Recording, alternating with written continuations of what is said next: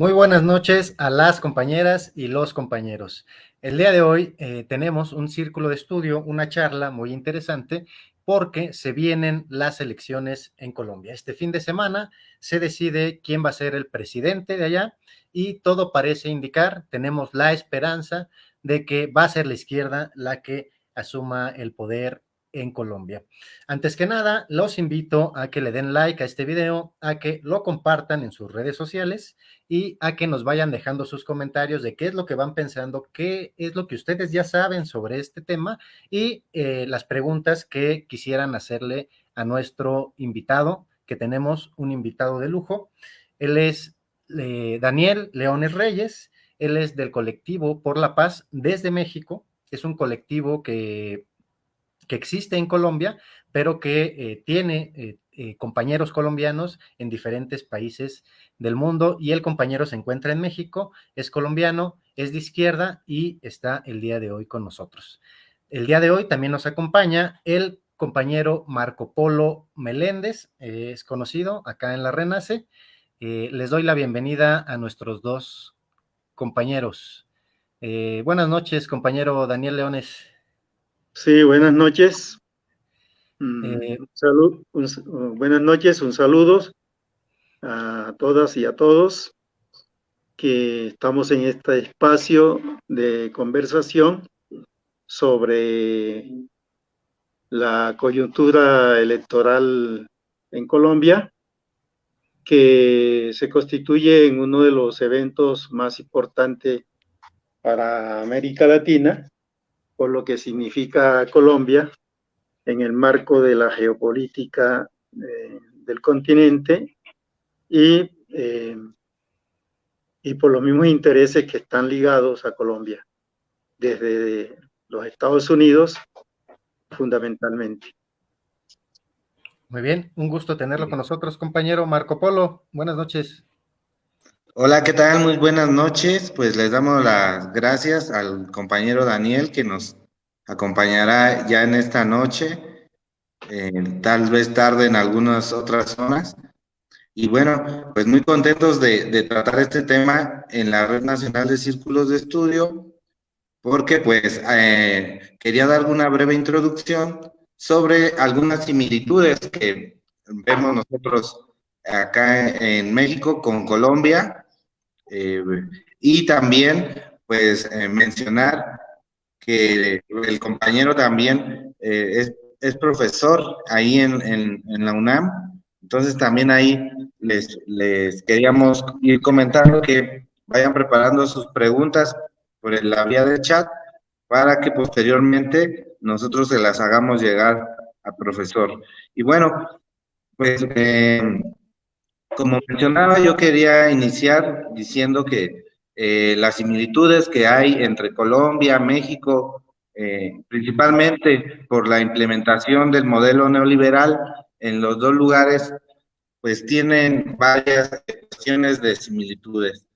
En primer lugar, al aplicarse el modelo neoliberal, ahorita que vamos saliendo ya de la pandemia, hay algo que se ha escuchado mucho, que los neoliberales privatizaron muchas cosas, entre ellos el sistema de salud, y que en Colombia afectó mucho. Acá en México también el sistema neoliberal, los gobernadores anteriores, los presidentes anteriores de este periodo, también privatizaron y debilitaron el sistema de salud, entre otras cosas, pero pues acá se han ya tenido algunas medidas, ya que pues contamos con un presidente de izquierda, un presidente progresista, que esperamos el próximo domingo, si es que logra rebasar el 50%, porque también es algo que tenemos que tocar esta noche, el sistema electoral allá en Colombia, cómo anda. Sabemos que si no se llega al 50+1, se tendría que llegar a una segunda ronda. Y también sabemos los antecedentes que ha tenido el propio Petro, el candidato allá en Colombia de izquierda, que le ha tocado ya sufrir de cierta manera los fraudes, y también otras cuestiones que son muy semejantes a acá en México, pero que allá en Colombia en algunas cuestiones son más intensas, es toda la llamada guerra híbrida, ejércitos privados, esto que mencionamos de los fraudes, la violencia estructural que ha producido un narcoestado, de cierta manera, que ha estado allá en Colombia aplicado, pues ya desde incluso un poco antes que en México. Nosotros también en eso nos parecemos porque el modelo neoliberal, pues también en su vertiente, pues violenta, en esto que se menciona de despojos, pues la violencia que ha generado, pues ha sido demasiada. Entonces, también vemos que en las movilizaciones que ha tenido el propio pueblo, la ciudadanía allá en Colombia, han sido fundamentales tener el contacto con los movimientos sociales, el tener el contacto con la calle en el territorio, también es algo que nosotros notamos que lo tiene, en este caso lo abandera el candidato Petro, que nosotros vemos a cada distancia, pues los mítines que hace, pues de gran cantidad, incluso vimos el que cerró apenas en estos días, pues también convocando a gran cantidad de gente en las calles, en los mítines, y eso también es algo que se asemeja mucho, pues acá en México con lo que nosotros tenemos con el obradorismo, ¿no? Con el presidente Andrés Manuel López Obrador, que si hay alguien que maneje las multitudes por ahí, estos lugares, pues es sin duda él, ¿no? Entonces, pues ya acá vamos planteando ciertas semejanzas. Yo quisiera que el profesor nos fuera dando más materia, introduciéndonos en estos planteamientos que le vamos dando y que también, pues Eric nos pudiera ir dando alguna pregunta que venga ahí vía chat. Entonces yo le dejaría la palabra ya haciendo esta breve introducción en estos temas. Sí, antes de pasar con el compañero Daniel, quisiera leer los comentarios que ya tenemos acá en redes sociales. Eric Martínez manda un saludo a los hermanos colombianos con la mente y el corazón a la izquierda, desde Vizcaíno, Baja California Sur. Y Yarisa Juliet, Tampico presente. Saludos, compañeros. Y bueno, después de este planteamiento que nos hace Marco Polo, le cedo la palabra a Daniel Leones. Adelante, compañero. Sí, buenas noches. A nombre del colectivo por la paz de Colombia desde México, Colpaz, y del mío propio, un fraterno y solidario saludo a todos los que en este espacio tenemos la dicha de estar sobre una experiencia de América Latina como es las elecciones que van a tener lugar el próximo 29 de mayo, pero que ya en el exterior se está votando en los distintos países en donde hay presencia de colombianas y colombianos, y hay aproximadamente 1 millón de colombianos que votaría, bueno, que es el padrón que se calcula que vote en el exterior, y hay un padrón electoral nacional que oscila entre 30 y 39 millones de votos. La población total de Colombia es de aproximadamente 50 millones de votantes. Hay un voto mayoritario por parte de la mujer o de las colombianas con relación a los hombres. Ese, digamos, es un primer dato para irnos para comenzar a ubicarnos. Y quiero hacer una aclaración. Yo sí soy egresado de la Facultad de Economía de la UNAM, pero soy profesor jubilado de la Universidad Autónoma del Estado de Morelos en la Facultad de Contaduría durante 25 años. Nosotros partamos de una definición elemental sobre el asunto del gobierno en Colombia. Nosotros en estos 200 años, un poquito más de 200 años de independencia, entre comillas, no hemos contado con un gobierno condescendiente con las necesidades y que pudieran beneficiar al pueblo colombiano en estos un poquito más de 200 años, porque la independencia de Colombia fue en el 1919. Entonces, estamos en el... bueno, la independencia fue en 1819 y estamos en el 2022, así que estamos hablando de 200 años de independencia, independencia que es bastante cuestionable, pero bueno, esa es la historia nuestra. Colombia después de la independencia vivió por un sinnúmero de guerras civiles. También fuimos víctimas de la cercenación de un territorio que hoy es un país, como es el caso de Panamá. Panamá pertenecía a Colombia y fue separado de Colombia dentro de la estrategia imperial de los Estados Unidos 1903, pero se hizo efectivo esta separación en 1914. Ubicando un problema que también es antaño, inveterado de los colombianos, y es el llamado fenómeno de la violencia en Colombia. Violencia en Colombia que tiene unos indicadores bastante crueles, que niegan los derechos de los colombianos durante casi, bueno, algunos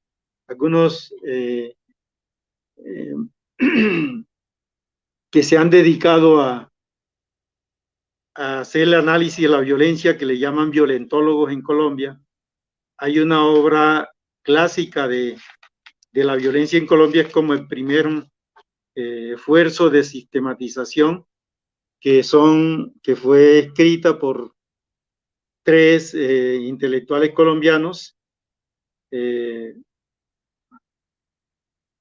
Uno de ellos falleció acá, que es el principal exponente de esta obra, que se llama Violencia en Colombia, que se escribió en 2 tomos, y el primer tomo se publicó por allá en el 1962, si no me equivoco, y los autores son, bueno, en ese momento, Germán Guzmán era monseñor de la Iglesia Católica, de lo que hoy es un departamento en el centro del país que se llama Tolima, que se caracteriza fundamentalmente por ser muy violento,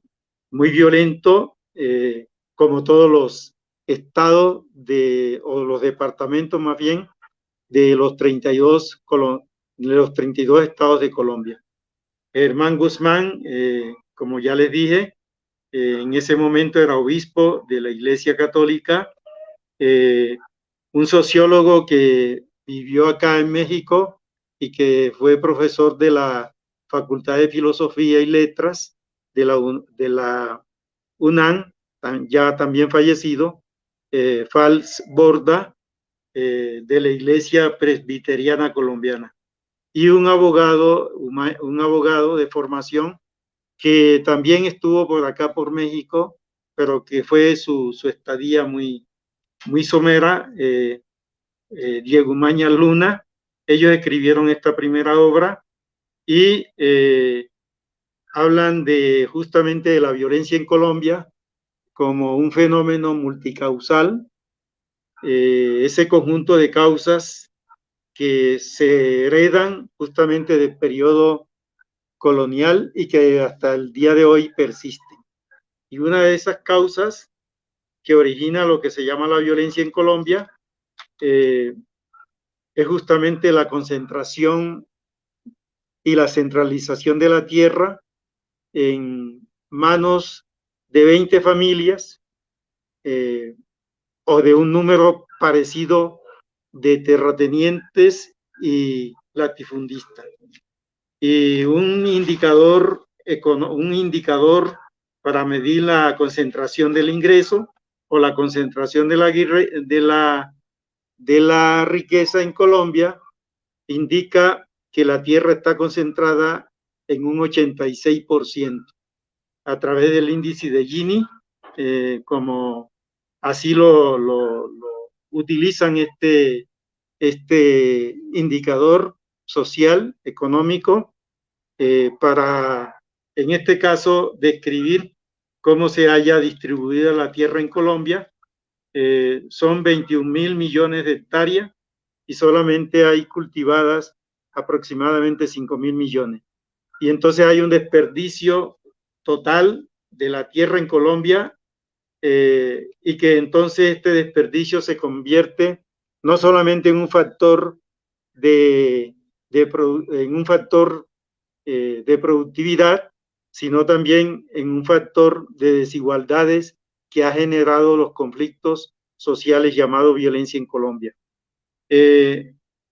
La concentración de la tierra entonces en Colombia es una de las causas del porqué de la violencia y de por qué el llamado conflicto armado en Colombia, que para algunos llevaría 98 años o 93 años. Para otros sería 74 años. De todas maneras, ¿por qué yo ubico este fenómeno? Porque justamente hay un hecho histórico, social, político, electoral, que es muy parecido, guardando las proporciones del caso, a lo que se vive en Colombia.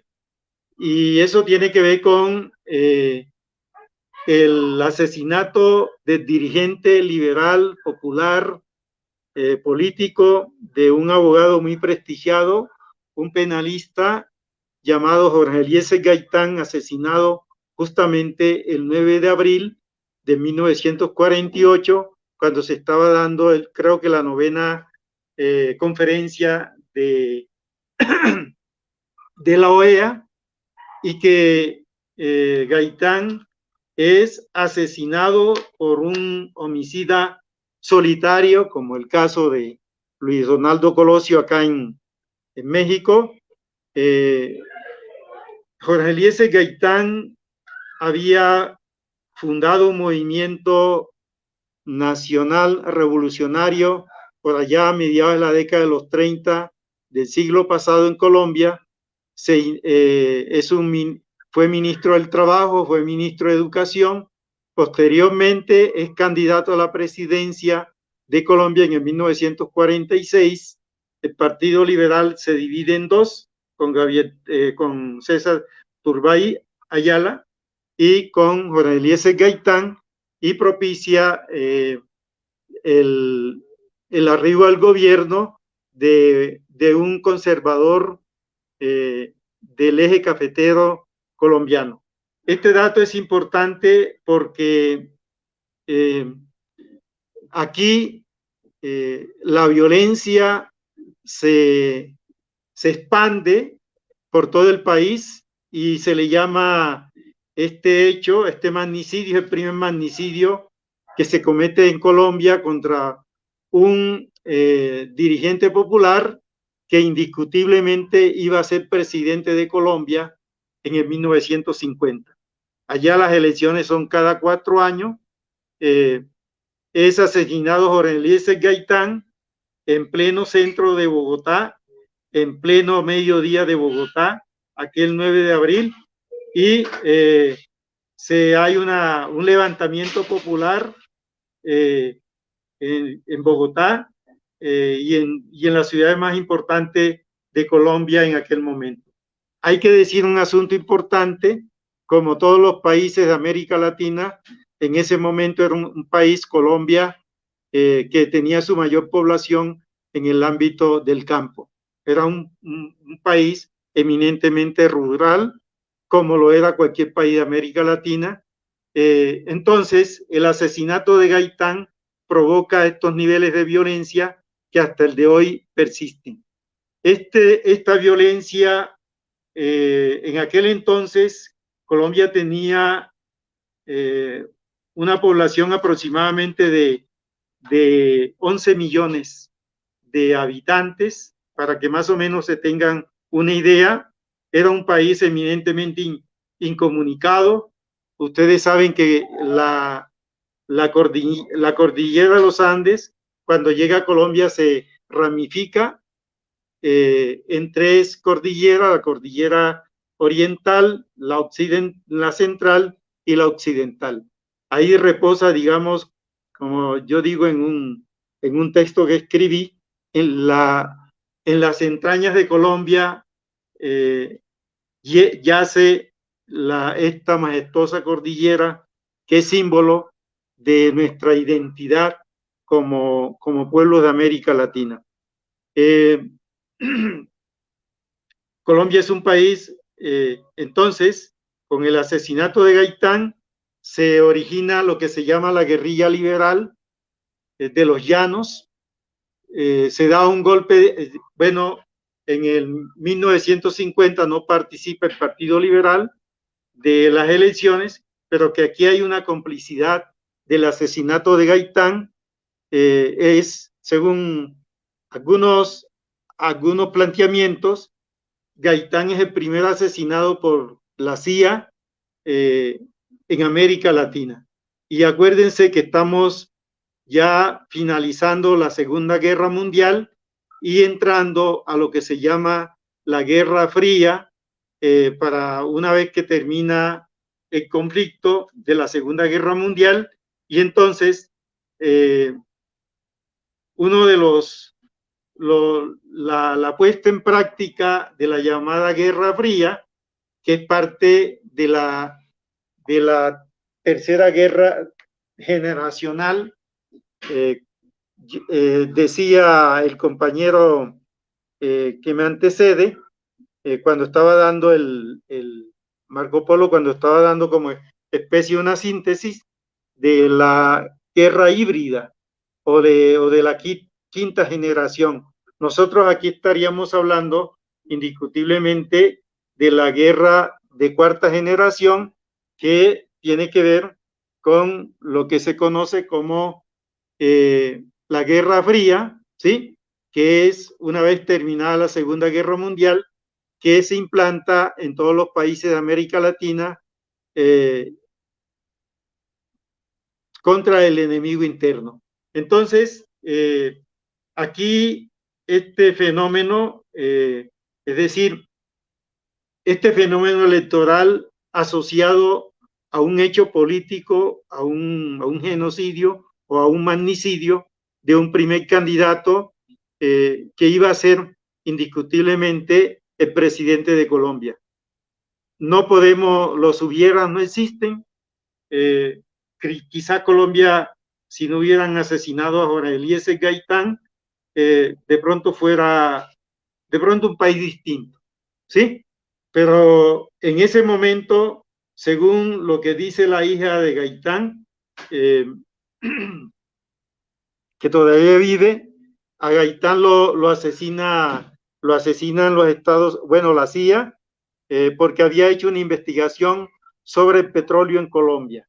Y en ese momento la fuente energética es valiosísima para la producción de la riqueza capitalista a nivel mundial y en particular de América Latina. Según la hija de Jorge Eliezer Gaitán, ese fue el motivo de por qué con una complicidad de la oligarquía colombiana, que se divide en conservadores y liberales en ese momento, ¿sí? Hoy la oligarquía tendría tres ramificaciones que se derivan tanto de los conservadores como de los liberales y que hoy se hallan totalmente unidos. justamente en estas elecciones así se evidencia. Muy parecido a la experiencia de México en el 2018, cuando Andrés Manuel era el candidato de Morena y el candidato popular, pero en ese momento, si bien es cierto que no se unen el PRI y el PAN, ya habían todas las condiciones para ello, de lo que hoy conocemos como esta coalición de los partidos de derecha acá en México.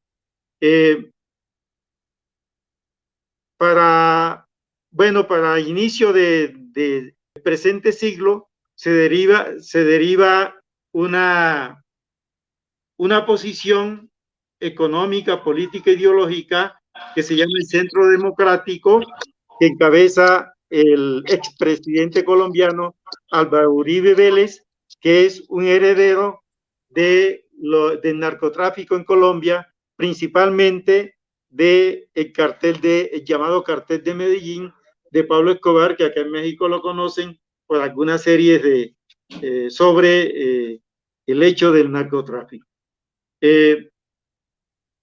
Digamos que la violencia en Colombia en este periodo es bipartidista, entre liberales y conservadores.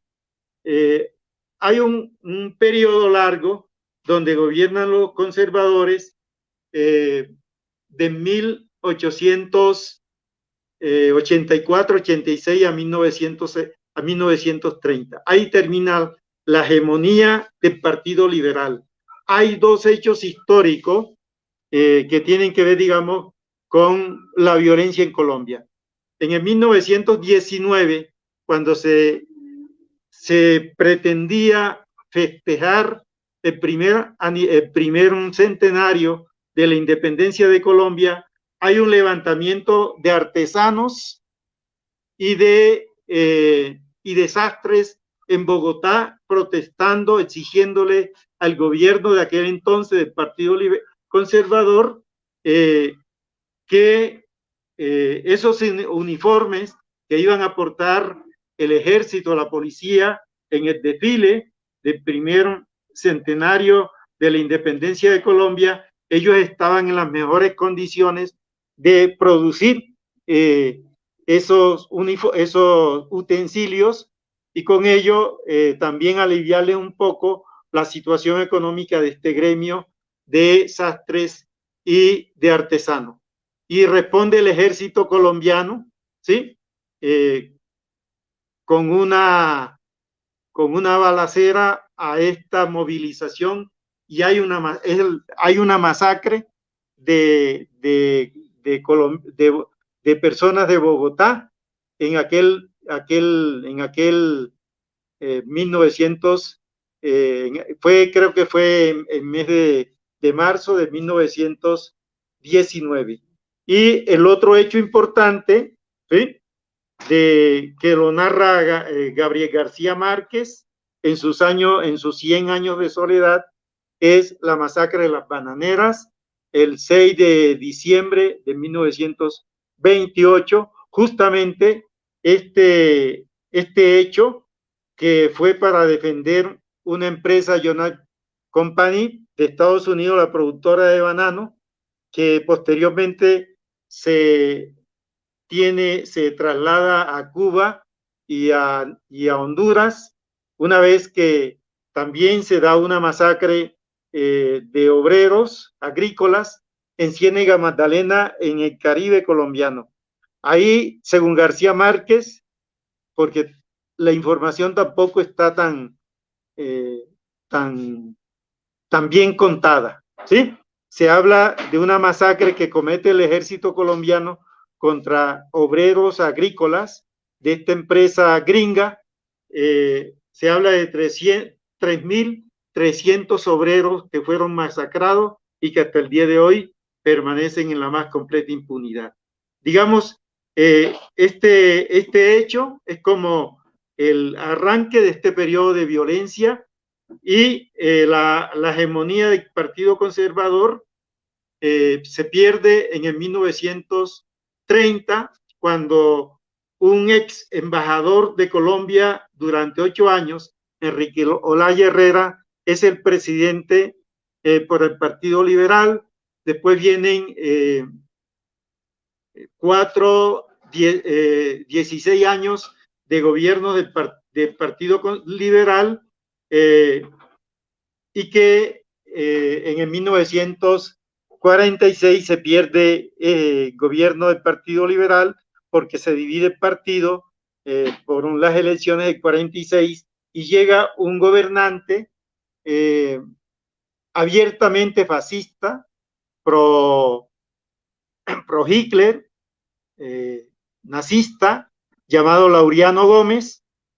No, disculpen, llega un gobierno del Partido Conservador, Ospina Pérez, que es una de las familias más encumbrada de Colombia, y llama como especie de un proyecto, de un acercamiento, de una reconciliación de la oligarquía que no se consigue. Se agudizan, y justamente en el gobierno de Ospina Pérez es el asesinato de Gaitán, donde se da la complicidad entre la oligarquía liberal, de pronto la curia colombiana, que siempre ha sido de derecha, y el imperio.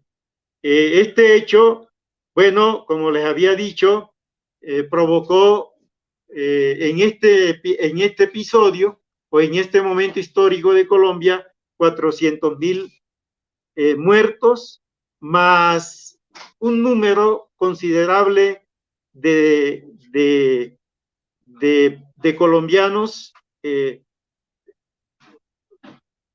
despojados de lo más elemental que puede tener una persona en el campo. Entonces se da un movimiento forzoso de emigración del campo a la ciudad, y esto coincide, digamos, de alguna forma con la futura urbanización en Colombia, o el proceso de industrialización, pero sin dejar de existir de una forma paralela lo que se conoce en el lenguaje económico, la acumulación originaria de capital con la acumulación de capital propiamente dicha. Esa acumulación originaria de capital, como conocemos, es un periodo que terminaría en Europa por allá en el siglo XV, siglo XVI, cuando se está gestando y organizando el capitalismo como sistema mundial, una vez que termina poniéndole condiciones de preeminencia al feudalismo. Y en Colombia y en América Latina, yo me atrevo a decir que han subsistido hasta el día de hoy, ¿sí?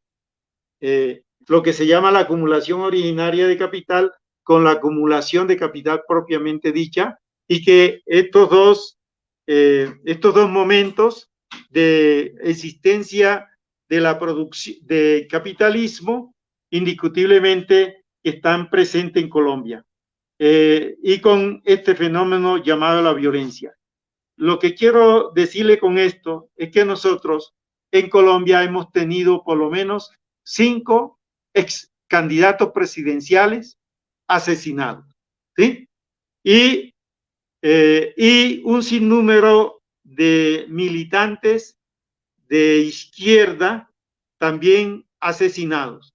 Por ejemplo, la guerrilla liberal de los llanos, así se le llama, cuando entregó sus armas, cuando se le da el golpe militar, también en contubernio de la oligarquía con los Estados Unidos, a Laureano Gómez, que era un gobierno fascista, muy proclive a lo que se está dando en Europa, a pesar de que ya había finalizado la Segunda Guerra Mundial, y con ello la derrota del fascismo, del nazismo en Europa, en Italia, en Alemania, no en España, porque Franco sigue gobernando en España hasta muy entrada la década de los 70.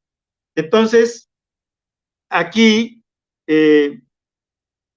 hay una conciliación oligárquica en Colombia que nunca se había dado en la historia de Colombia, y que esa conciliación o esa unidad de la burguesía colombiana con un rasgo de oligarquía se da en el 1958 y se llama ese proyecto de dominación, que tiene que ver con el modelo de acumulación de la posguerra, que algunos llaman economía mixta, ¿sí?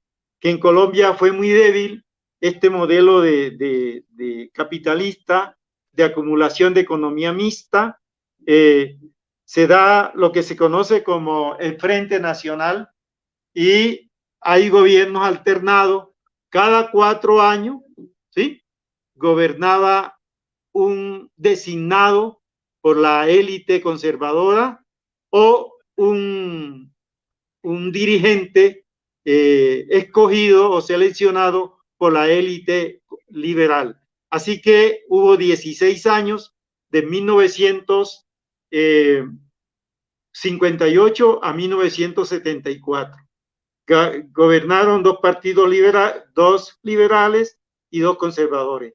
El primer gobierno de Frente Nacional, y a este periodo se le llamó violencia institucionalizada, por justamente el padre Camilo Torres, que posteriormente se integró al Ejército de Liberación Nacional y cayó en combate con el ejército colombiano en una región que se llama Patio Cemento, en lo que hoy es norte de Santander, que queda muy cercana a Venezuela, y que es una zona de mucho petróleo, de mucha riqueza, etcétera. Esta violencia, digamos, institucionalizada, se da bajo los lineamientos de la llamada Guerra Fría. Y en este periodo justamente nace la guerrilla en Colombia. Es decir, cuando se da la entrega de las armas por parte de la guerrilla liberal, de los Llanos, el general Rojas Pinilla, que promete una conciliación y una amnistía. En Colombia en ese momento estaba la guerrilla liberal, y hay un sinnúmero de grupos armados que le llamaban pájaros chulavitas, etcétera, que eran grupos contratados por los terratenientes conservadores fundamentalmente, y que era como especie de un paramilitarismo de lo que hoy conocemos, ¿sí? El 1900, nace, como no, el gobierno no cumple a la promesa de conciliación, de paz y de seguridad a la guerrilla liberal, que sus dirigentes fueron asesinados en las principales calles de las ciudades de Colombia en aquel entonces. 1970 es importante porque hay el primer fraude electoral así descarado, ¿sí? Ahí va a terminar el periodo de Frente Nacional, y se convocan elecciones el 19 de marzo de 1970. Se comete un fraude descomunal al general Rojas Pinilla, y se cayó el sistema, como se le llama hoy. Sale elegido Misael Pastrana, que es un dirigente del Partido Conservador. Bajo ese momento ya existía la guerrilla de la FARC, Fuerzas Armadas Revolucionarias de Colombia, el Ejército Popular de Liberación, de orientación y de simpatía con las ideologías de China, el Ejército de Liberación Nacional, de simpatía con la Revolución Cubana, y el M-19, que sale de unos desprendimientos de jóvenes que habían militado en la Juventud Comunista y de jóvenes que habían estado en la guerrilla de la FARC durante la década de los 60. Entonces, ahí aparece el M-19 como un movimiento nacionalista reivindicando el pensamiento de Bolívar, que eso sería una de las grandes aportaciones. Y aquí está el ocaso del modelo de bienestar que le llaman, o el modelo de economía mixta en América Latina, y están haciendo, hay una cantidad de ensayos, para esto conectar la idea con Marco Polo, hay una cantidad de ensayos del modelo neoliberal en América Latina que hace énfasis en el problema de los desequilibrios de balanza comercial o los déficits de balanza de pago en América Latina. Este modelo neoliberal comienza a tener estos ensayos. Tenemos los teóricos como Milton Friedman, ¿sí?, de Estados Unidos, que justamente el modelo neoliberal en América Latina y en el mundo nace, como diría Marx en el tomo 1 del Capital, en el capítulo 24, chorreando sangre por todos los poros, cuando con el golpe de Estado a Salvador Allende en el 11 de septiembre de 1973. Ya para ese periodo se habían tenido golpes militares en América Latina. Acordémonos de 1954, si no pierdo la memoria, con Albens en Guatemala, ¿sí? Después, los golpes militares que se dieron en el Cono Sur, Brasil principalmente, en Argentina, después los golpes militares que se dieron en América, en el Cono Sur durante la década de los 80, de los 70. Es decir, que nosotros estamos viendo que el modelo neoliberal nace en medio de esta crisis y de esta guerra que es implementada por el imperio de los Estados Unidos y con la venia de las oligarquías criollas. Aquí hay que decir que los únicos 3 países que después de los 50 no incurren en dictaduras militares son pocos: Costa Rica, México, Colombia. Y los demás países, bueno, Cuba no se incluye ahí porque sabemos nosotros que está dentro de una experiencia de la revolución socialista que comandó el comandante Fidel Castro a finales de la década de los 50. Entonces, pero aquí en este momento hay una situación que nace en el seno del modelo sustitutivo de importación o de economía mixta. Por un lado, lo que es el narcotráfico. Pero el narcotráfico es un negocio de los Estados Unidos. Primero, la producción y el consumo, por lo menos en el siglo pasado, era de la marihuana, que estaba exclusivamente dirigida al ejército de Estados Unidos. Y aquí hay unas contradicciones con el gobierno de Díaz Ordaz, ¿sí?, cuando los Estados Unidos, ya el consumo de la marihuana principalmente, ya no era exclusivo del ejército, sino de la juventud, que en ese momento estaba rechazando las intervenciones de Estados Unidos en otros países como Vietnam. Había una movilidad social en los Estados Unidos y justamente se da la producción de la marihuana y que coincide con la crisis agraria para el caso de Colombia, en la década de los 60. Y paralelamente nace el negocio de la cocaína en la década de los 70, y eso se asocia al modelo neoliberal.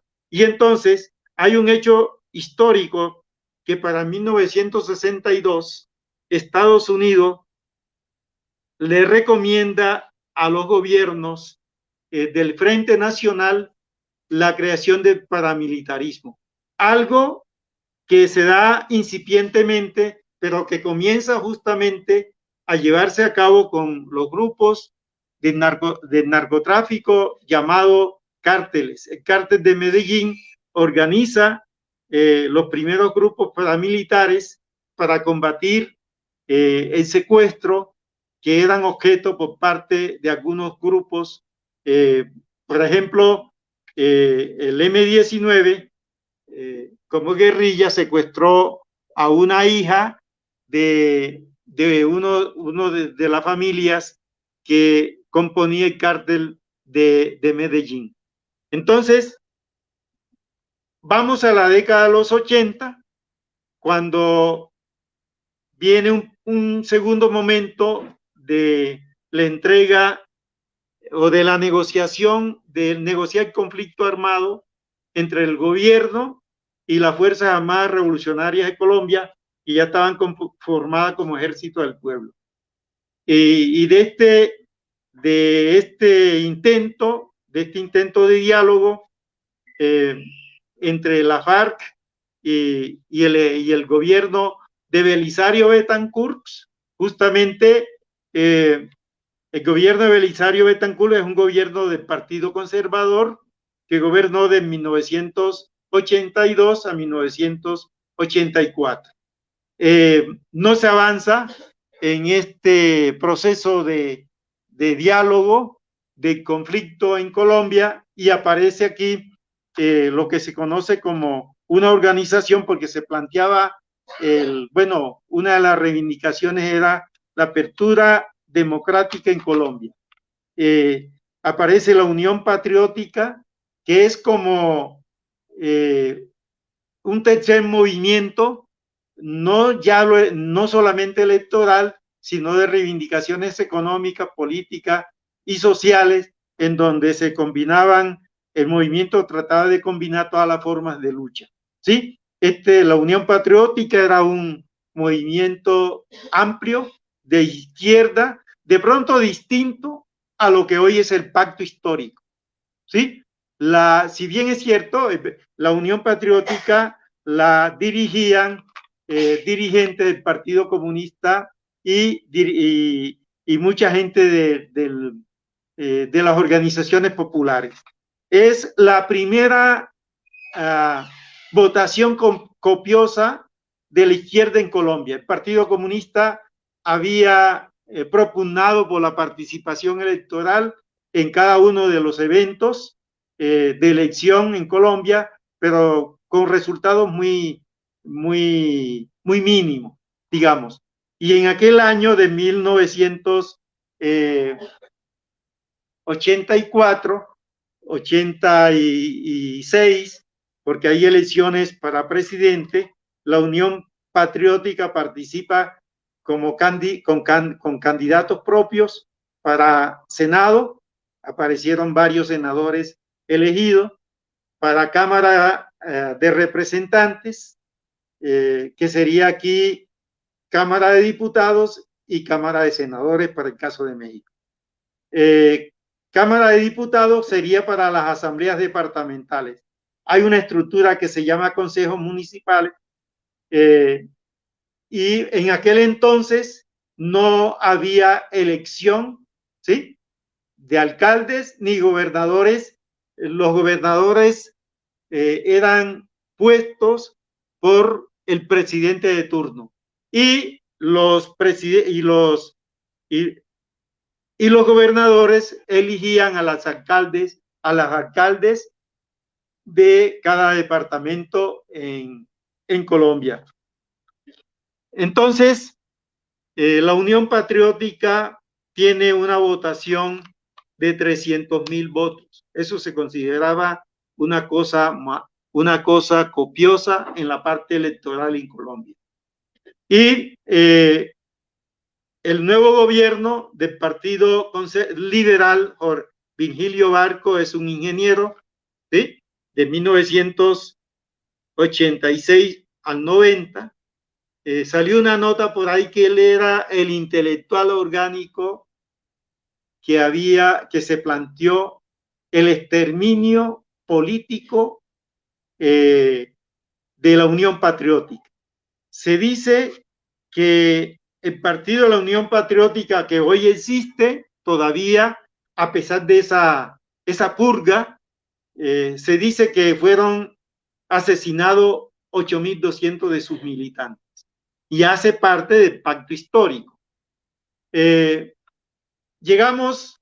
Hay un intento de unidad de las guerrillas, el Batallón América o la guerrilla Simón Bolívar, en donde hubo un acercamiento de todos los movimientos guerrilleros en Colombia a finales de la década de los 80, como es la FARC, como es el EPL, como es el ELN, como es el M-19, que eran, digamos, los 5 movimientos armados más importantes del país, y otras guerrillas como el movimiento Quintín-Lame, como el EPR, etcétera. Y hay una negociación iniciándose el gobierno, terminando el gobierno de Virgilio Barco, iniciándose el primer gobierno, ¿sí?, neoliberal en Colombia. Y en ese periodo, que era el de César Gaviria, también liberal, es decir, el Partido Liberal en Colombia, durante el modelo neoliberal, ha tenido 4 presidentes. Es decir, Gaviria y Ernesto Samper. No, Daniel Samper. Ernesto Samper, gobiernos liberales, Gaviria de 1990 a 1994.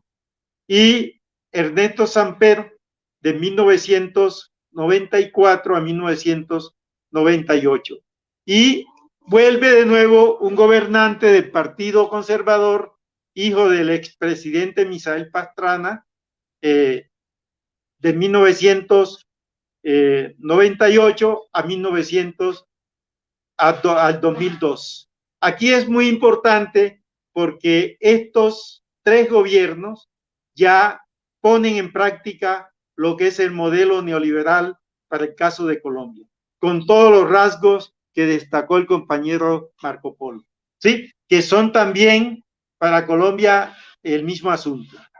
Y durante el gobierno de Pastrana, ¿sí?, del Pastrana Junior, se firma se firma en Colombia el Plan Colombia, 1999, Plan Colombia, en donde hay una intromisión abierta de los Estados Unidos en los asuntos internos, dizque combatir el narcotráfico o lo que se conoce hoy como la delincuencia organizada. En lo fundamental, el Plan Colombia no es otra cosa que combatir a los movimientos sociales, a los movimientos insurgentes, en lo militar, en lo ideológico, etcétera. Y llega el gobierno del centro democrático, es decir, lo que hoy sería un caso parecido a lo que nos sucede acá en México, lo que hoy es, no sé, el movimiento ciudadano, ¿sí? Pero guardando las proporciones, aparece Uribe Vélez, que había sido el director de la Aeronáutica Civil durante el gobierno de Turbay Ayala, que es un gobierno liberal de corte fascista, ¿sí? Y se nombró a Uribe Vélez, un joven, como director de la Aeronáutica Civil de Colombia, que es la institución que se encarga de regular todo lo que tiene que ver con las vías y con las pistas y con los aviones, las avionetas, etcétera, en Colombia. Y en ese momento, Uribe Vélez, que era un joven de escaso, no sé, 28 años, es nombrado presidente de la Aeronáutica Civil y fue el que dio todos los permisos, tanto de aterrizaje como de aparatos, a los cárteles de la droga, que en ese momento eran dos. El cártel de Medellín, donde su dirigente máximo era Pablo Escobar, y el cártel de Cali, que eran los grupos más importantes que había en ese momento, con los Rodríguez Orejuela en Cali. Y el papá de Uribe Vélez era un prestanombre, un testaferro, que comercializaba tierras en lo que hoy se conoce como el Magdalena Medio, una de las áreas más fértiles de Colombia, y donde la violencia no cesa, donde la violencia es un fenómeno cotidiano que ha originado miles de muertos en Colombia. Entonces, en el 2002, llega Uribe Vélez, ¿sí? Con la política de la seguridad democrática y con todo el aval de los Estados Unidos. Y hay una reforma a la Constitución de estilo Estados Unidos, es decir, que hay una reelección, una primera reelección del presidente. Y Uribe Vélez ofreció, ¿sí?, al pueblo de Colombia lo que se conoce como la seguridad democrática. Y ahí Uribe Vélez no pudo vencer a la guerrilla en Colombia, a pesar de todo el apoyo de Estados Unidos en la acción militar. Y aquí hay un hecho histórico que hoy seguramente Uribe Vélez terminará en los tribunales internacionales condenado por los llamados falsos positivos. Es decir, son más, pero lo que se reconoce oficialmente fueron o son 6.402 colombianos jóvenes que aparecían asesinados, ¿sí?, como en combates. Es decir, era como un botín, como una muestra de que estos jóvenes que aparecían, que el ejército les ponía uniforme de los grupos armados, fundamentalmente la FARC, y con armas, y aparecían muertos en combate. Este es un escándalo de la crisis humanitaria en Colombia durante el gobierno de Uribe Vélez, que le tocó gobernar del 2002 al 2010, ¿sí? Y es uno de los periodos más violentos y de mayor inseguridad en Colombia. Después viene el gobierno de Juan Manuel Santos, que fue ministro de Justicia de Colombia durante el gobierno de Uribe Vélez, y él es señalado, ¿sí?, como el candidato que le daba continuidad al proyecto de Uribe Vélez, ¿sí? Juan Manuel Santos, ministro de Guerra, es el que está ligado a la invasión y a la masacre de Sucumbíos, donde murieron 26 personas, y entre ellas 4 jóvenes estudiantes de la UNAM y del Poli, en aquel fatídico 1 de marzo de 2008. ¿Sí? Y bueno, viene la negociación de una negociación que duró aproximadamente 5 o 6 años entre la FARC y el gobierno de Santos, y se firmó el acuerdo de paz, ¿sí? El acuerdo final de paz con 5 puntos que el actual gobierno del Centro Democrático de Uribe Vélez, llamado Iván Duque, no le da cumplimiento a estos acuerdos. Hace estos acuerdos triza, y esto de alguna forma explica esta insurrección cívica pacífica de lo que se llama hoy el pacto histórico. Yo con eso, con esta parte, en una forma resumida, terminaría el pacto histórico, ¿sí? Que se lanza en una rueda de prensa en el 2021 en Bogotá, y que este pacto histórico es lo que hoy es la coalición que encabeza la lucha popular, la lucha electoral, Gustavo Petro.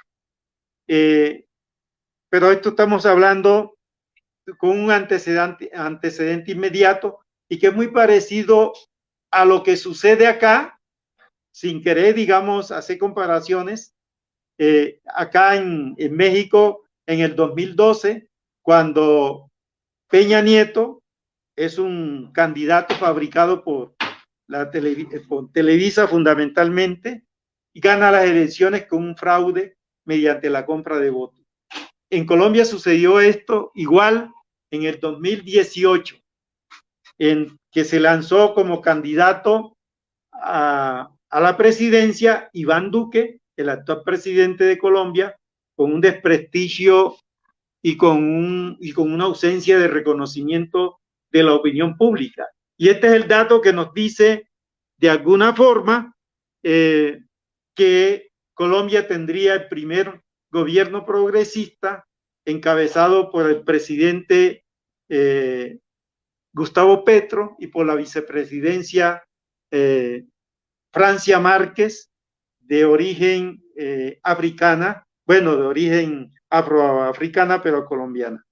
Entonces, el pacto histórico, si bien es cierto que se lanza 2021, febrero del 2021 para ser preciso, mediante una campaña, mediante una rueda de prensa, el antecedente de este esfuerzo de unidad, ¿sí?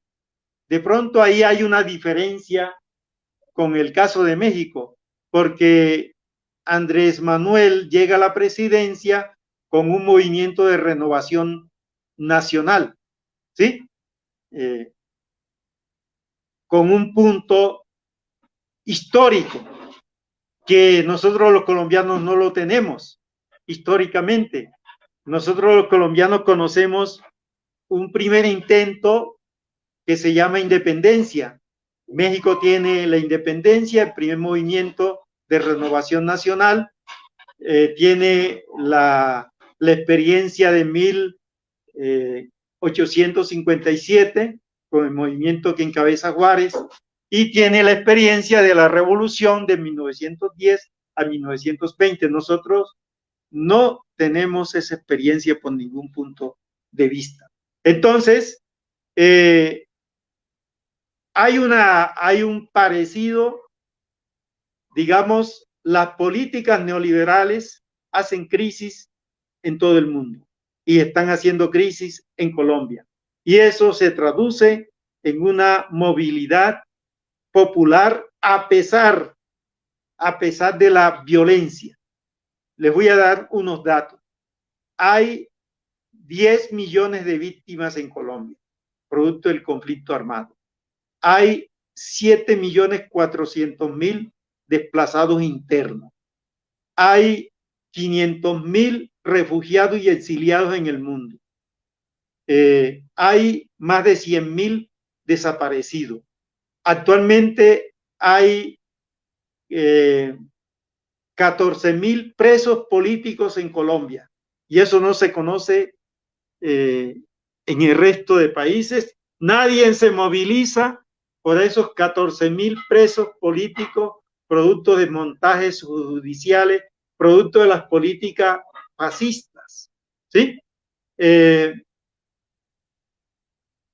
pacto histórico, entonces, es una coalición que se lanza como una propuesta de acercamiento, de unidad de los movimientos de izquierda en sus distintas expresiones en Colombia, y que hoy estaría muy próximo a ganar las elecciones del próximo 29 de este mes para presidencia y vicepresidencia.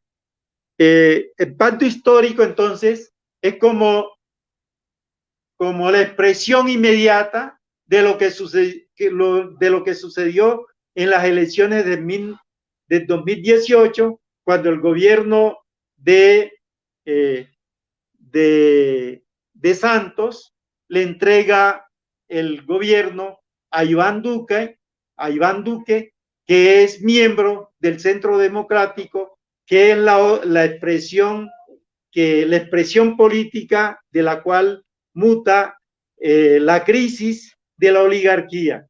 Cuando yo les decía que es muy parecido, la crisis de la oligarquía colombiana entonces tendría que ver con la decadencia, con el vacío moral, con la pérdida de reconocimiento, a pesar que tienen mucha fuerza todavía frente a la población. Sería el Partido Liberal, el Partido Conservador, y eso muta en lo que es el Centro Democrático de Uribe Vélez a partir de 2002 hasta el día de hoy. Pero parece que el Centro Democrático de Uribe Vélez está en crisis y se muestra en que ni siquiera tienen un candidato, porque en las elecciones de marzo pasado, elecciones para la Cámara Legislativa, Senado y Cámara de Representantes, se metió a consulta las coaliciones, y ahí el candidato de Uribe Vélez no fue votado para proyectarse como un candidato a las elecciones del 29 de este mes.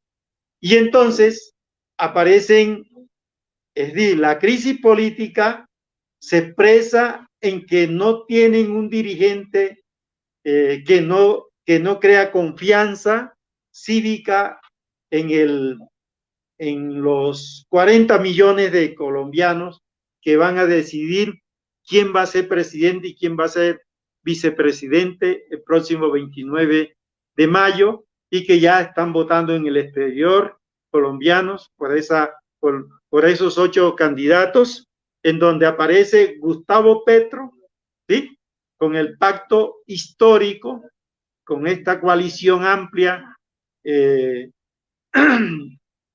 una ideología nacionalista, de una ideología de izquierda, de una ideología socialdemócrata, etcétera, con un sinnúmero de organizaciones que me voy a permitir a leerle. Este pacto histórico, entonces, según las encuestas, es muy parecido, porque acuérdense que cuando Andrés Manuel se lanzó como candidato previamente a las elecciones del 1 de julio del año 18, Andrés Manuel siempre estuvo al frente de las preferencias de los mexicanos. Nunca, a pesar de que las encuestas las hacían organizaciones no simpatizantes con Morena, etcétera, pero acá en México no se formó una coalición Morena es un movimiento. Después Morena se convierte en un partido, ¿sí? Pero en Colombia hay una coalición de movimientos sociales. Y entonces, hoy en día, el pacto histórico, fíjense lo que consiguió, que nunca en la historia de Colombia, nunca se había dado esto. En las elecciones de marzo pasado, se eligen 108 senadores. El pacto histórico tuvo 20 escaños en el Senado, de 108. En la Cámara de Representantes, de 188 miembros, el pacto histórico tuvo 28. Tienen un gobernador de 32. Tienen 38 diputados, que son como especie de los diputados locales de cada estado acá en México. Tienen 38 de 418 en todos los 32 estados del cual conforma Colombia. Alcalde tiene 70 de 1.102 alcaldes. Colombia Humana tiene 70. No, el pacto histórico, disculpe. Concejales, que es una estructura que se forma en todos los departamentos, con un total a nivel nacional de 12.063 concejales. El pacto histórico tiene 642 concejales, que son estructuras que tienen unas funciones fundamentalmente que tienen que ver con los presupuestos departamentales y municipales. Y ediles son 4.086 ediles, y ahí si no hay representación del pacto histórico. Entonces, esto se consiguió en las elecciones pasadas de marzo. Por ejemplo, el pacto histórico se inscribe en la ideología como esa representación, en este caso de la sociedad, como un movimiento de progresismo social, y que plantea como consigna Colombia una potencia mundial por la vida, ¿sí? Entonces, Colombia como una potencia mundial por la vida.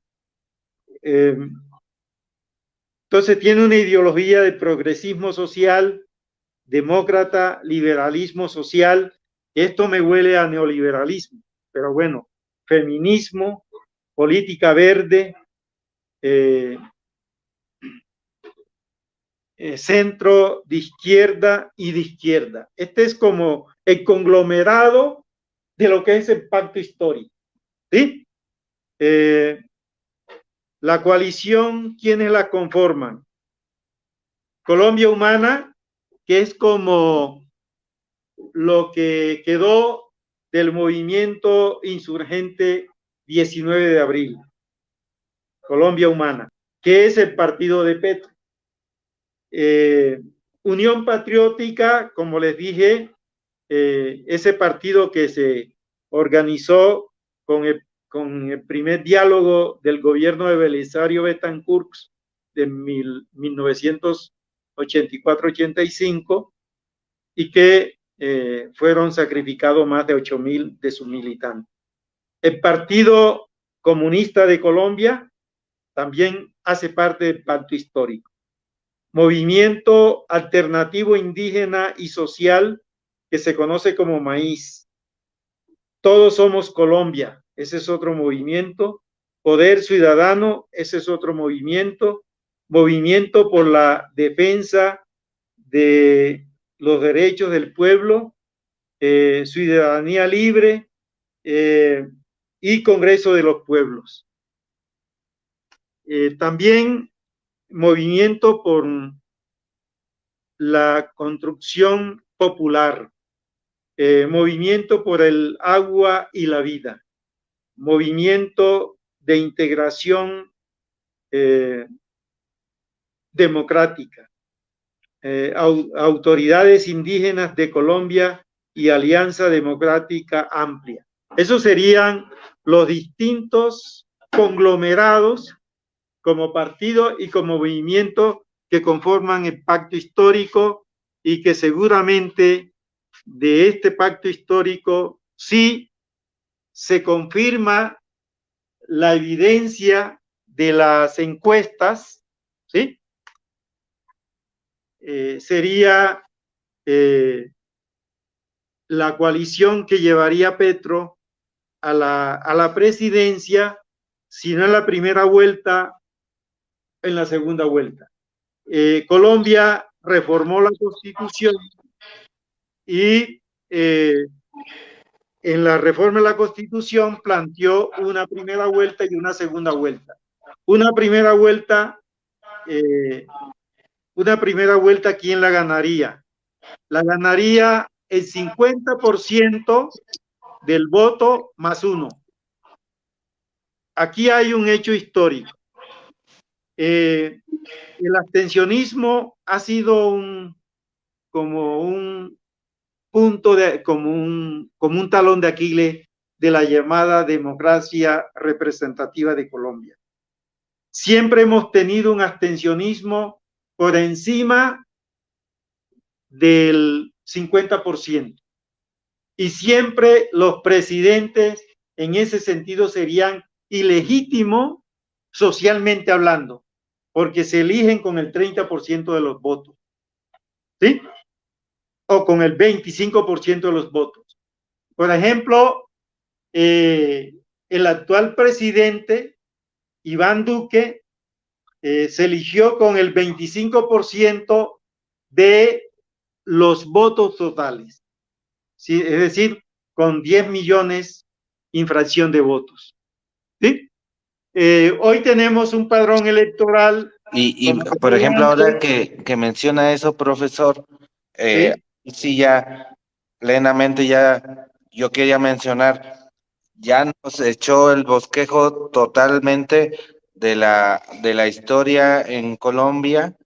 También un dato importante, pues todo lo que ha sufrido Colombia con el neoliberalismo aplicado a la máxima, con los datos que nos da, también nos menciona claramente ahí implementado, y tal vez muchas cosas ahí se generaron, los Estados Unidos ahí lo hicieron al 100% con esto que usted menciona de los falsos positivos, la guerra híbrida, que ya estamos dando el número de que de ser posible, quizás el próximo domingo, también eso creo que sería algo histórico, porque como usted lo menciona, últimamente pues nadie ha tenido la votación del 50% más uno, que esto sería la primera vuelta, que en sí, si se logra, sería también algo histórico.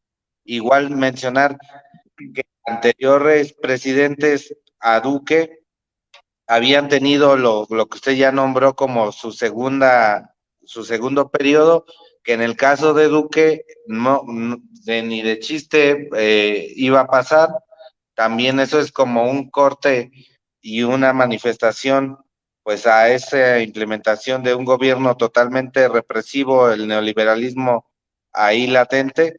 Y con esto que usted ya también nos dijo muy bien, toda este gran frente de organizaciones, de grupos, y que todo eso se nota en los mítines, la cantidad de gente que está apoyando a Petro. Yo quisiera mencionar dos cosas ahorita, que el reto, así como lo menciona uno, es el abstencionismo, ¿no? Que eso también lo hemos tenido por acá en México, pero que realmente en 2018 pues se rompió esa barrera muy fuerte por parte de Andrés Manuel, que también de cierta manera se parece a que de diferentes movimientos se fueron convergiendo y uniendo a lo que se llama el Movimiento de Regeneración Nacional Morena, y que también, pues allá usted ya mencionó todos estos grupos que ahorita están apoyando el pacto histórico. Entonces, eh, diríamos, uno, el abstencionismo se verá reflejado en la movilización que se haga el domingo, ¿no? Que ya se ha venido manifestando a lo largo ya de esta semana que inició el llamado voto en el extranjero, que también hay que decir, y también la percepción es, pues, que desde ahí va a ir ganando la izquierda o Petro, en este caso, ya va, o sea, está muy bien posicionado también en el exterior. Entonces, yo le diría, allá cómo está los que organizan las elecciones, allá quién es el órgano que organiza las elecciones y qué antecedentes. También ya le decía, Petro tiene unos antecedentes en la elección pasada de cierto tipo de fraudes que se generaron, y en ese aspecto, ¿usted cómo ve que está pintando el cuidado de casillas, la movilización, toda esa cuestión para esta semana, incluso si es en caso de que no se logre en primera vuelta, cómo vendría la segunda vuelta dibujada, profesor? A ver, el fraude electoral es un fenómeno estructural, ¿sí? Yo desde que era niño, ya tengo más de 60 años, me di cuenta o me daba cuenta del fraude electoral, de la compra de votos. En aquel entonces, en Colombia, la izquierda promovía el abstencionismo, ¿sí? Y la única organización política que participaba en las elecciones era el Partido Comunista, pero el Partido Comunista estaba ilegalizado, entonces estaba prácticamente en la clandestinidad, ¿sí? Entonces, el fraude electoral en Colombia, según algunos testimonios, vía compra de votos, nació en un municipio, bueno, donde se dio la masacre de las bananeras en Ciénega, departamento de Magdalena.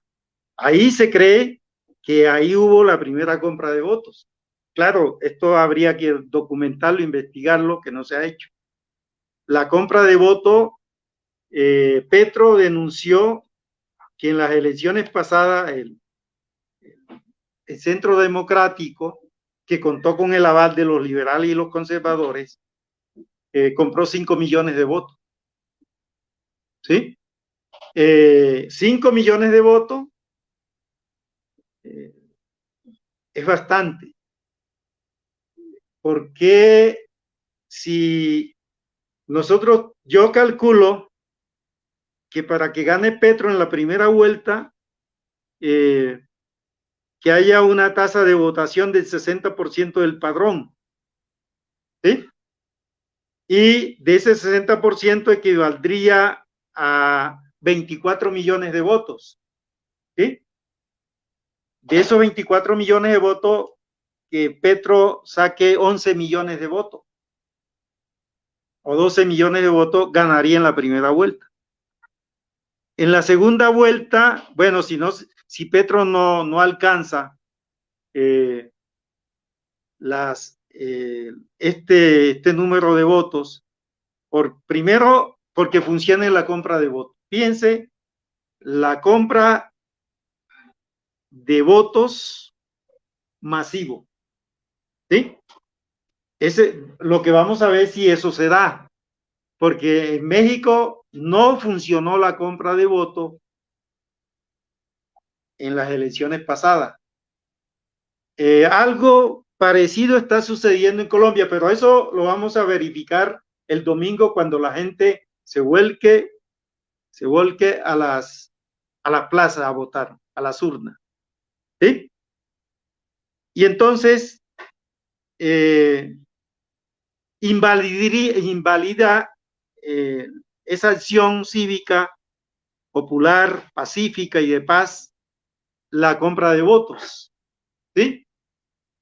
Es decir, si tenemos la votación pasada fue menos del 50% del padrón electoral, porque Petro sacó 10.500.000 votos, si no me olvido, si no la memoria no me falla, y bueno, Iván Duque, y Petro sacó 8.500.000, ¿sí? Entonces, estamos hablando ahí de como el 48% de la votación de aquel entonces. Y el INE de Colombia se llama Registraduría Nacional. Y decía Camilo Torres que cuenta gana. Y esta Registraduría Nacional no es neutral, obedece a intereses de la oligarquía colombiana. Y ya han hecho fraudes como el de 1970, ¿sí? A Rojas Pinilla, como el del 18, que fue una cosa perfecta, porque también puede haber fraude o puede haber desde las mesas de votación, ¿verdad? Como ustedes lo saben. También puede haber manipulación del software, de la registraduría.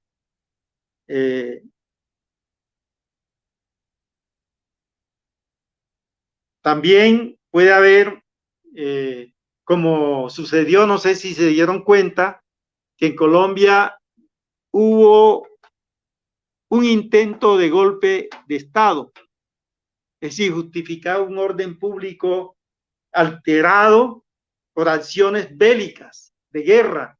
No sé si hace como 10 días, el grupo, el Cártel del Golfo, que se cree, fíjense, los grupos, eso es lo que se dice, los grupos de narcotráfico en México se trasladan a Colombia y son los que controlan, según esto, la producción,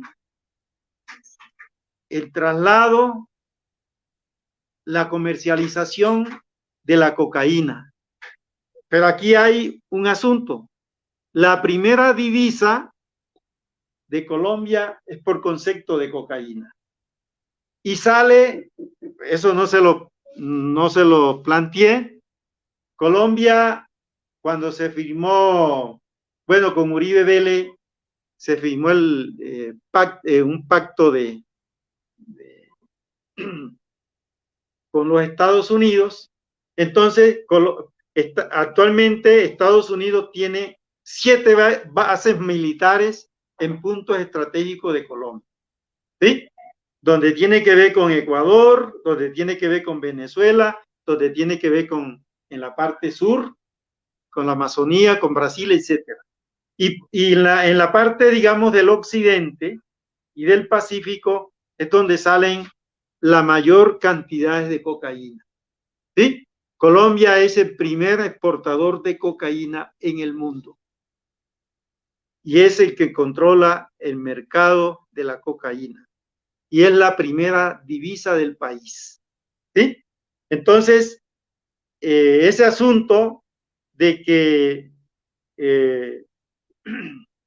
se planteaba la intervención de Estados Unidos o la ayuda de Estados Unidos al gobierno colombiano para combatir el narcotráfico es un eufemismo, es una mentira.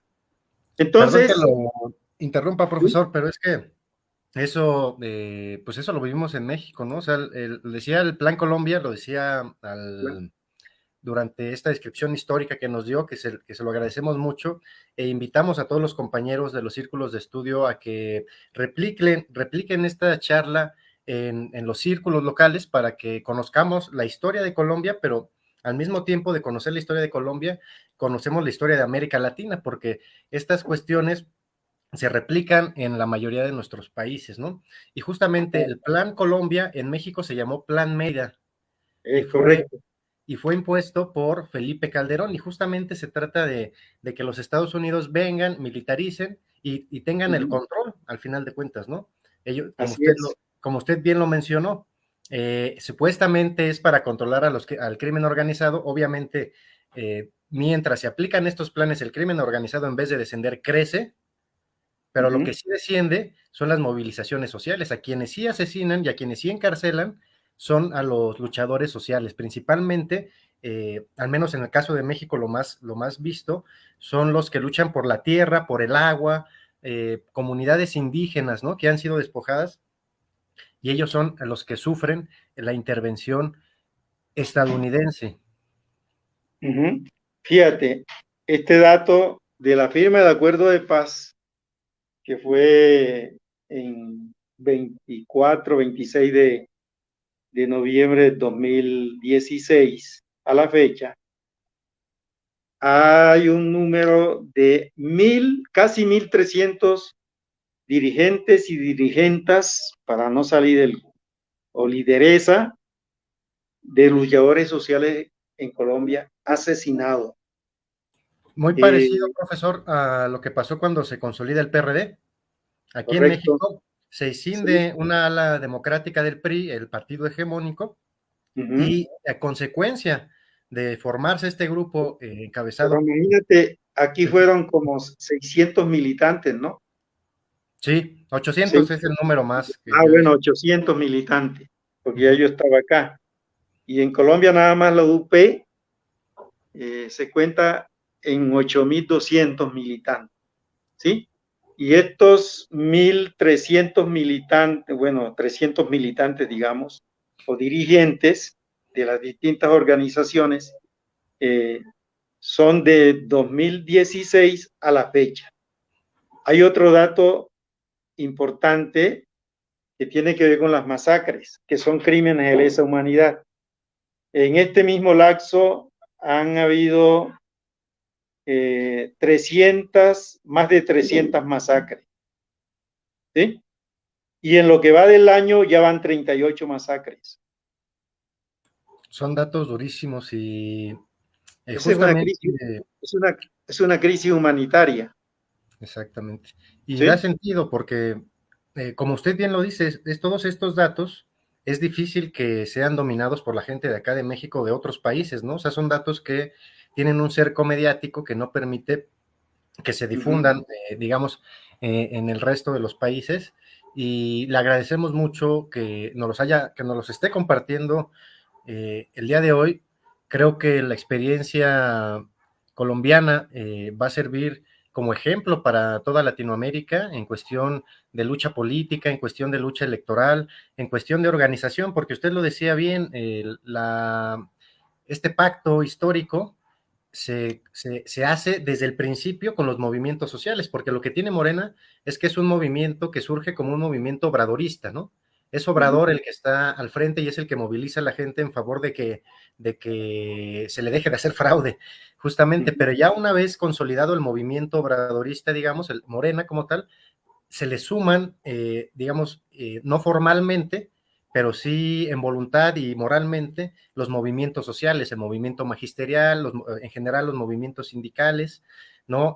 Una parte importante de los movimientos indígenas, otra parte no, porque parece ser justamente que que algunos, o sea, digo, es un tema delicado, pero algunos de estos movimientos indígenas pues están infiltrados justamente por la CIA o por organismos transnacionales de este tipo, y mientras existan los gobiernos de derecha, parece que hacen oposición, pero en realidad no surte efectos, ¿no? Y cuando llega un gobierno progresista o de izquierda, como el de Andrés Manuel López Obrador, se intensifica el activismo de estos grupos indígenas.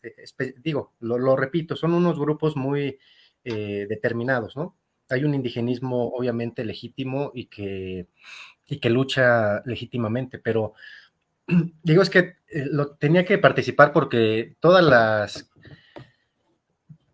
las conexiones que hay históricas de Colombia y México me sorprenden. Pérdida de territorio, ¿no? Esto que hablamos del Plan Mérida, oligarquías que llevan siglos siendo las mismas, ¿no? Que siguen siendo los terratenientes, que siguen siendo los dueños del capital y llevan siglos siendo ellos los que están al frente del país, digamos, económicamente y políticamente, por supuesto, la violencia, todos estos aspectos sobresalen de manera, y una característica que debe de tener la izquierda y que tiene la izquierda es la memoria histórica, ¿no? Porque la derecha justamente le apuesta a que se nos olvide, a que gran narradores, conocedores de la historia como usted no se les dé voz, ¿no? Y que no sepamos, primero la historia de nuestra nación, pero también les parece muy importante que no sepamos la historia de nuestros hermanos latinoamericanos, ¿no?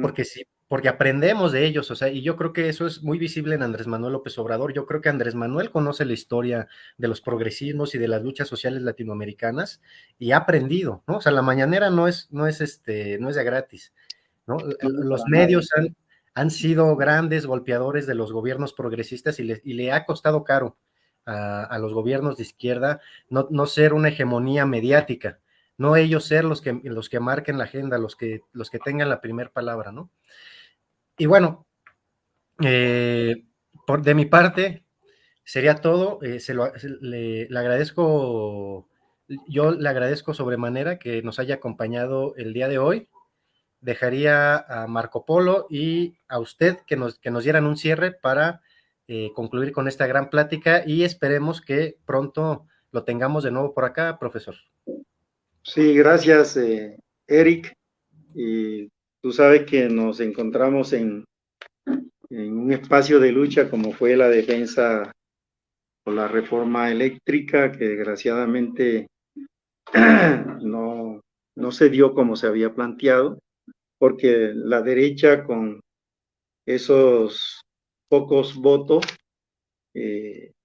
neutraliza el sentimiento popular de 130 millones de mexicanos. ¿Sí? Aunque ellos hayan dicho que triunfaron, yo creo que es una pena, pero ese sí es el papel de las oligarquías, en este caso de la oligarquía que se unió con panistas y priistas de lo peor, ¿sí? De lo peor del PRI, digamos, porque el PRI había tenido que de pronto algunos sentimientos nacionalistas, que esos sentimientos nacionalistas quedaron enterrados cuando esta élite tecnócrata se apropió del partido y del gobierno y ha conducido el país a un estado de emergencia social, humana, como es la que estamos viviendo nosotros. ¿Sí? Entonces, fíjate, hay un dato importante, tanto para Colombia como para México. Colombia tiene frontera, tiene dos océanos, ¿verdad? México también tiene dos océanos. Otro dato importante, Colombia es un eslabón para los gringos. México también lo es. Andrés Manuel está tratando por todos los medios de no entrar en conflicto con los gringos, ¿sí? Y por eso no entienden algunos grupos de izquierda aquí en México esa posición, porque no hay condiciones de enfrentar a los gringos en este momento. Si México, si el actual gobierno enfrenta a los gringos, no se avanza en este proceso de transformación que se ha planteado. Bueno, esa es mi hipótesis sobre México. Desgraciadamente, la tendencia a conformar gobiernos condescendientes con las necesidades de los pueblos ha tenido altibajos y hoy parece ser que se está configurando un escenario bastante favorable fíjense, los Estados Unidos, porque ese fraude de 1988 que se da acá en México con Salinas, fue un fraude orquestado desde allá de la Casa Blanca, ¿sí? Y bueno, no se dio, pero México en ese momento era la proyección hacia América Latina. ¿Y cuántos años tuvieron que pasar para que México fuera recuperando esa posición estratégica, pero no mirando hacia el norte, sino mirando hacia el sur? 30 años nada más. 30, ¿no? 30 años. Y en ese lapso se da un conjunto de movimientos y de gobiernos progresistas, ¿sí? Y hoy está México en el escenario, y eso es lo interesante para hacer el análisis, ¿sí? Y seguramente Brasil se integra con Lula en este año, hay elecciones en Brasil este año, y va a ganar Lula, ¿sí? Y eso es lo que provoca, eso es lo que le provoca preocupación a los Estados Unidos.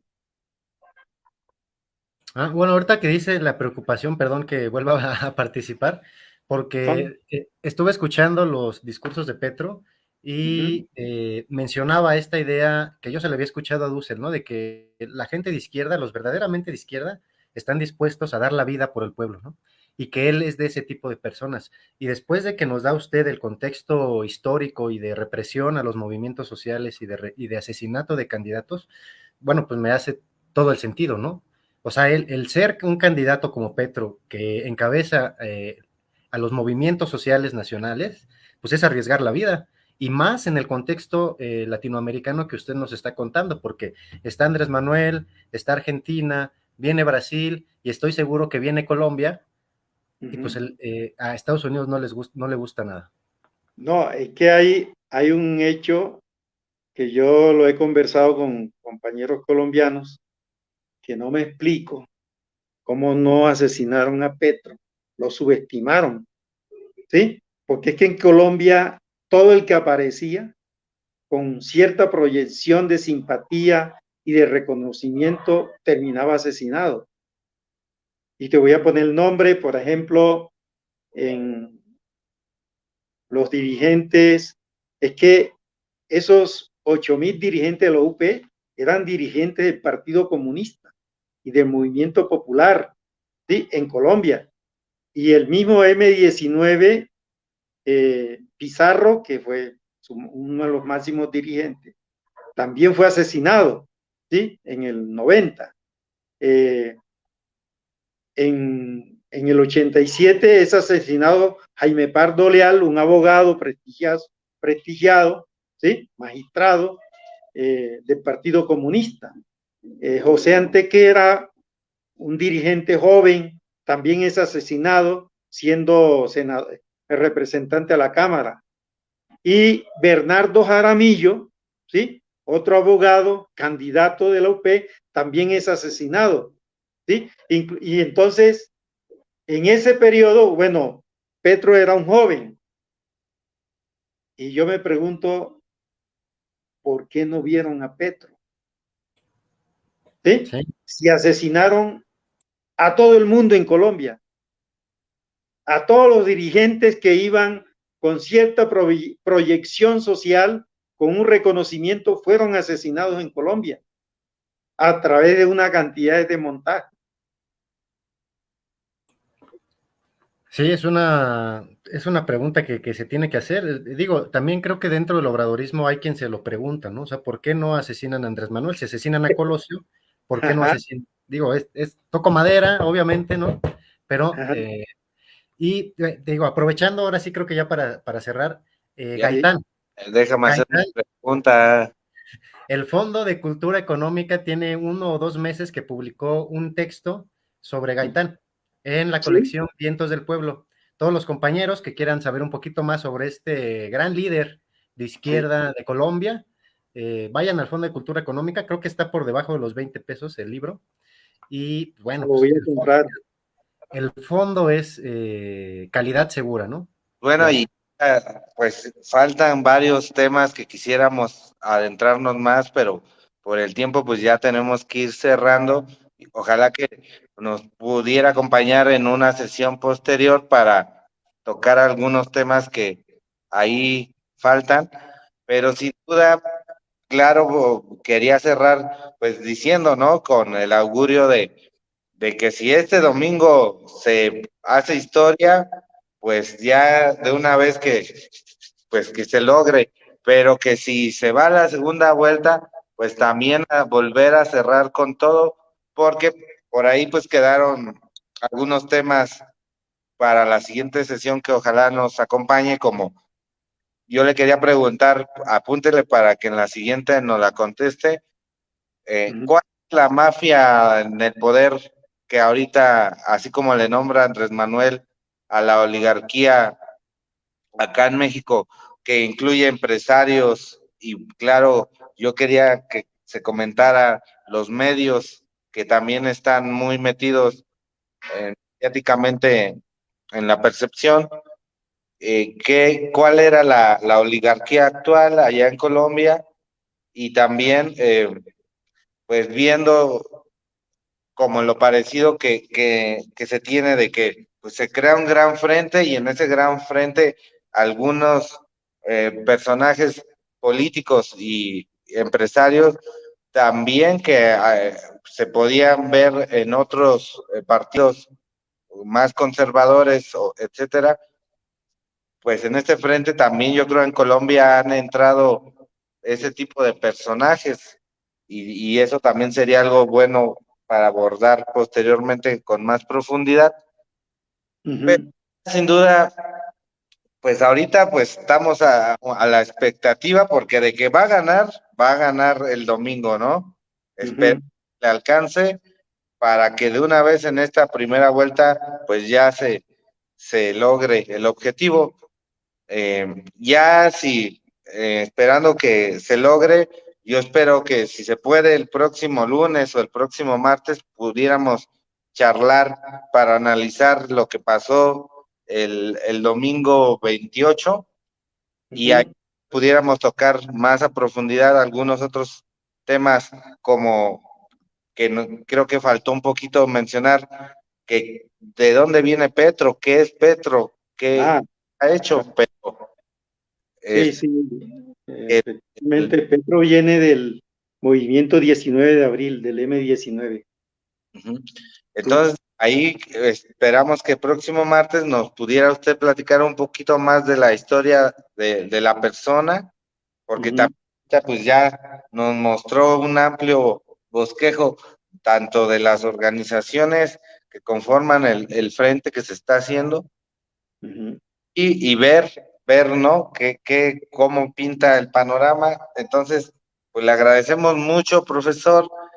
Pues ya nada más daría que hiciera unas últimas palabras de despedida y que nos vemos próximo lunes o próximo martes para analizar lo sucedido del domingo. Muchas gracias, profesor. Gracias por la invitación. Estamos en la mejor disponibilidad de continuar la conversación porque hay cosas más en común que nos mantienen en expectativa de que nuestros pueblos den un salto cualitativo en defensa y en provecho de la vida. ¿Sí? Yo creo que ningún movimiento que pretenda la liberación, el centro tiene que ser la vida. ¿Sí?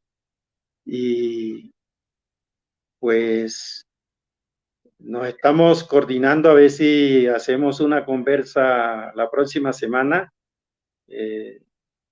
Y sí les agradecería que antes de publicitar, digamos, la actividad, la hagamos en conjunto, que apareciera Colpaz ahí, ¿sí?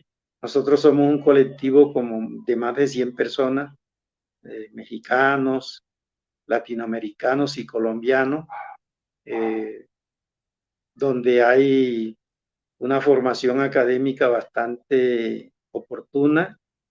Tenemos las ciencias sociales una cantidad de profesionales y de gente que está en universidades estudiando, haciendo actividades magisteriales, etcétera, etcétera.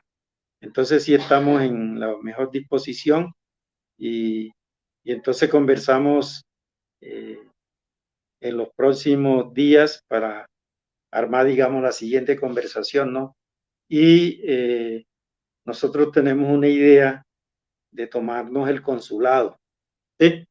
Como un acto de que la vida se tiene que defender y que esos espacios son de los colombianos y no de unas élites que han hecho negocio desde el mismo gobierno en provecho de sus mezquinos intereses. Si gana Petro, convocamos a un mitin masivo ahí en el consulado en Reforma, ¿sí? Y bueno, sería bueno el apoyo, ¿no? Claro que sí, nos vemos en el consulado y una disculpa por los inconvenientes. Sí, sí, sí, Ahí sí, estamos. sí. Bueno, buenas noches, Claro, cuídense mucho y pues aquí nos veremos en el festejo, sí, en el festejo charla. las buenas nuevas ya se están dando, ¿no? Bueno, Así hasta es. luego, que descansen mucho y pues pronto haremos un evento también presencial, ¿no? Sería muy bueno. Sí, Claro estamos, que sí. profesor, Sí. pues ahí estamos en comunicación, le agradecemos mucho. Y otro dato importante, que nuestro colectivo tiene militante y simpatizante de Morena. Sí, sí, pues de hecho ¿Sí? conocemos a algunas personas y también hemos visto que han estado presentes apoyando en las diversas movilizaciones. También es algo importante la hermandad entre los compañeros de los diferentes países, de los diferentes movimientos en la latitud de Latinoamérica. Entonces, pues también agradecemos mucho pues el apoyo que han mostrado y igual es mutuo y esperemos el próximo domingo pues de una vez ya salir a festejar. Hay que hacer Así es, todo, así es.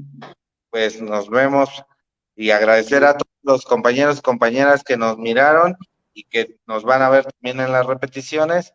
Muchas gracias por Sí, asistir y compartan y comenten. Nos vemos.